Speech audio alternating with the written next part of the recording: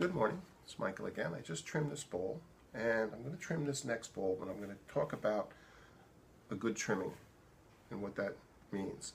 I've got a nice even form all around. I took off a little bit of the excess clay. Obviously I took off some excess clay in the foot ring, but I didn't go too thin and I didn't go too thin because I was aware of how the curve in the inside of the bowl was fairly even.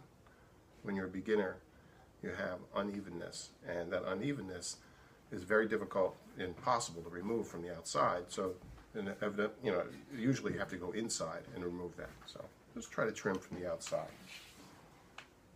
Let me show you how I will trim this. I'm going to anchor myself. You'll see that. I'm going to keep my elbows in. I'm going to make a little divot in the middle here. My hand is going to be anchored by that divot, by my elbows. Very important when you do pottery. A lot of times people are out here with their elbows and they can't understand why when they're centering. They're using their shoulders and it's very tiresome. I find if you keep your elbows in, you use more of your torso for strength. But in this case, you don't need necessarily strength, you just need stability.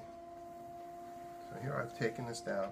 I want this to be about 3 inches in diameter. It's almost there. And how do I know how far to go? Partly because I know how thick the wall is, but also because when I take this next step, you'll see that I'm going to remove some clay. I'm going to create the foot ring, dipping this tool in, removing some of the excess clay, and this tapping isn't, that's a good sound. I've taught people how to trim in the past, and some people find the tapping something that's difficult to get used to, but I find that over the years I've gotten really accustomed to that sound. When I was a kid I played the drums a little bit. Perhaps that's why.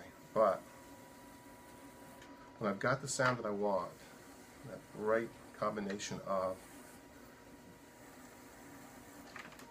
thickness and it's got a nice tone to it, then I know I've gone down just enough. And in the case of this pot, just want to round this off.